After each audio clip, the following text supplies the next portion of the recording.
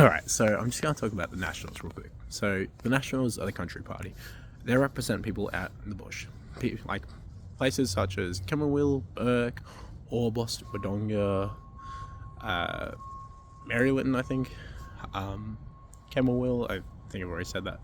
Ormeo, places like that, regional towns, a bit far out. You can even say Cooma, even though Cooma's a bit big. Anyways, so they represent mainly farmers and people from regional communities. Now, farmers and things like that, their main issues are like water rights, land rights, a lot of Aboriginal issues because they see things like that, such as in Alice Springs. I'm not really sure what the actual go with the Aboriginal issues and how they view that. And please don't ask me any questions, I'm no expert on that. But typically the Nationals are more of a right-wing sort of party. They represent those people making money out in the bush. They want to see more farming projects open, they want to see more coal mining places open, and they want to see a bigger expansion, such as more dams and things like that. Completely fair enough. They want to see rural roads being upgraded, such as I can personally talk about Tim Bull, who will talk about the regional schools being open, the closure of the timber industry, big pushes for things like that. Tim Bull was against that, but those are the issues they focus on, is things that affect regional towns. So typically they're a lot more right wing. They get people who are anti-immigration. Not 100% sure why that is. I'm not even going to deny that.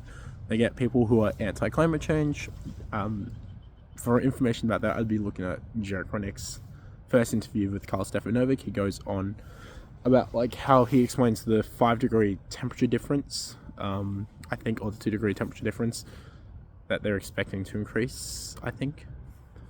I know I've got cousins who have seen and have watched weather days and shit like that, and they believe the Bureau is kind of altering the numbers in the past to adjust with the new systems. I don't know. I'm not 100% sure on why they believe what they believe in climate change, but they believe climate change is a big issue. As a result, they're in coalition with the Liberals.